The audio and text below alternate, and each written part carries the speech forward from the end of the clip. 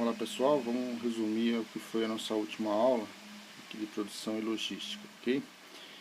Primeiro a gente deu uma cobrada no que tinha ficado na aula passada, né, que era reunir os grupos para a nossa atividade. Então nós tínhamos aí o dia 14 como meta, o pessoal entregou aí o que os grupos vão apresentar.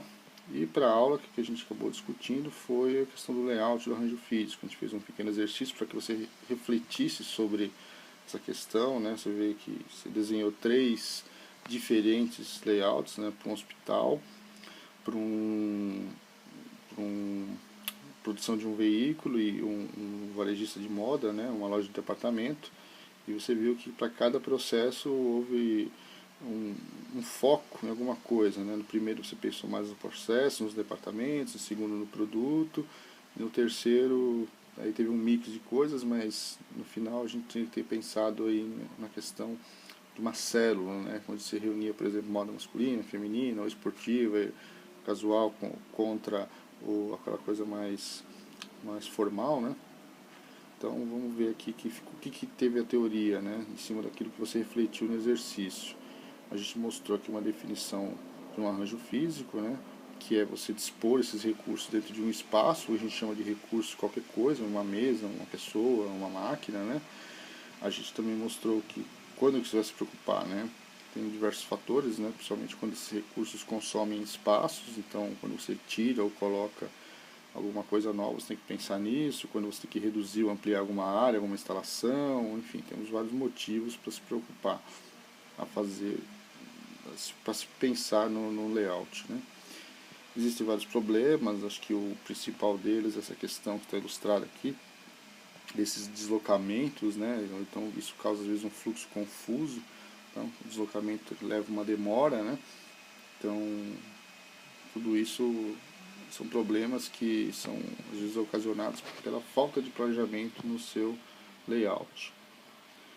A gente mostrou um exemplo da importância do layout no varejo, que principalmente no supermercado, onde nada estaria à toa, né? Tudo tem um motivo, né, para estar ali, né? E a gente mostrou que essa questão da como posicionar, né, como fazer o layout está ligado a 2 critérios, né, o volume de produção e ao processo. Quando você cruza as duas coisas, processo com volume, você tem aqui diferentes tipos de arranjo, né? E a gente mostrou cada um deles, né? Então a gente começou lá com arranjo para o processo, onde o foco é o processo, como o nome já fala, né? A gente deu exemplos aqui onde isso é utilizado: banco, hospital, foi o que a gente trabalhou em sala de aula, supermercado, né, biblioteca, que basicamente o cliente ou aquilo que vai ser trabalhado tem que passar por vários processos diferentes. Esses processos ficam ali alocados, né, como se fossem salas, como se fossem espaços, onde, se você quiser, por exemplo, ir lá no tanque, na bancadas de montagem, você tem que ir até lá. Então, você que se desloca dentro da instalação em virtude do processo que você quer executar. Então, é o caso do hospital, que a gente fez em sala de aula. Outro arranjo físico para o produto. Então, aqui o foco é o produto. A gente deu exemplo, então, e trabalhou em sala na montagem do automóvel, onde basicamente é o produto que se desloca, né, como numa esteira, né, e ele que é o centro principal da atenção. E cada setor aqui vai trabalhar em cima do produto quando ele passar por ali. É o princípio da linha de montagem, né, que a gente vê muito, até às vezes, em filmes como no Charlie Chaplin, né. E o posicional, onde eu não consigo, por uma questão ou de tamanho ou de aquele estado muito delicado no caso do paciente, eu não consigo movimentar o item que eu estou trabalhando.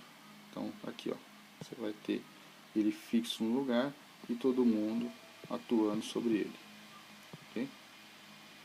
E o arranjo físico celular, onde eu agrupo, aí baseado em alguns critérios, né, como por exemplo geometria ou o processo, a função dele, eu agrupo numa célula de trabalho tudo que é feito para aquele item. Então, diferente de ele ter que percorrer aqui a fábrica inteira, eu crio uma célula, ele entra e sai dessa célula, tá? Como se fosse isso aqui, né? Então você tem uma célula de trabalho aqui, uma célula de trabalho aqui. Quando o item entra ali para ser produzido, ele fica ali dentro daquela célula, ele não sai dela. Isso, às vezes, você economiza espaço, principalmente o tempo, né? O material fica circulando dentro da fábrica.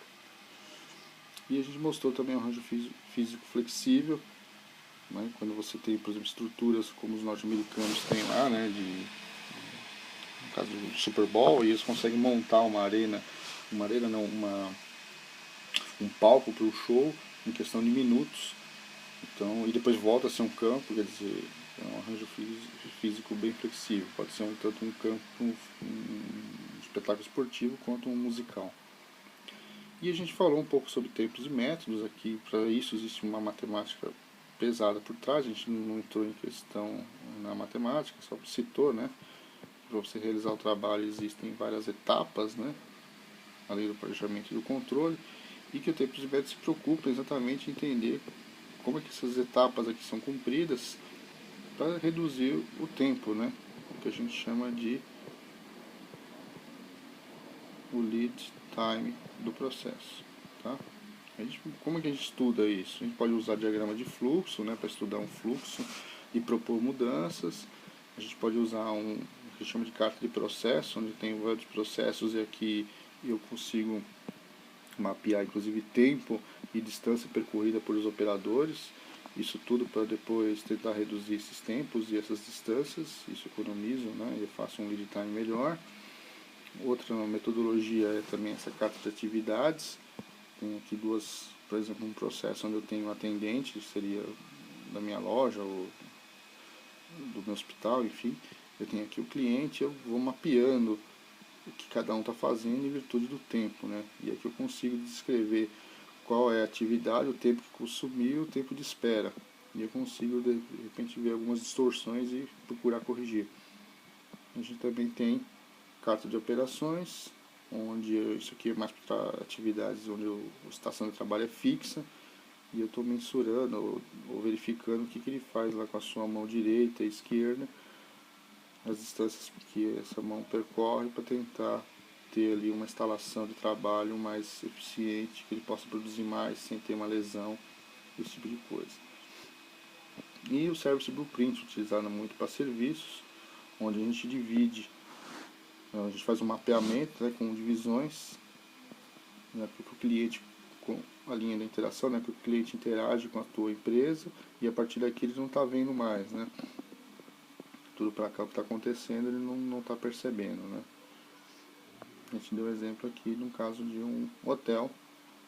A gente tem aqui as evidências físicas, aquilo que o cliente percebe, o que ele faz e com quem ele interage no seu hotel. E a partir daqui são as pessoas que dão suporte ao pessoal que interage com o cliente, o pessoal da linha de frente. E mostramos que a questão do lead time, então, para você reduzir o lead time, você trabalha às vezes em projetos e reduz aquilo que não agrega valor, mas acaba também às vezes reduzindo uma parcela do que agrega.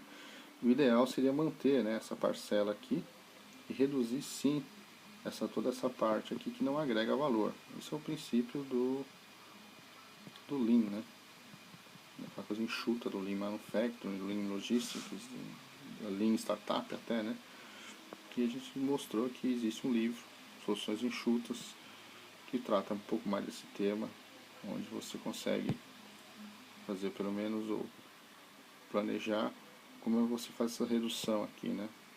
Em atividades que não agregam valor, mantendo aquilo que agrega valor, tá? E aí no final da aula a gente mostrou um vídeo sobre teoria das filas, um vídeo pro pessoal lá do Instituto Militar lá do Exército, mostrando o que seria a teoria das filas, que tem obviamente ligação direta com tempos e métodos, ok? Foi isso aí, pessoal, até logo.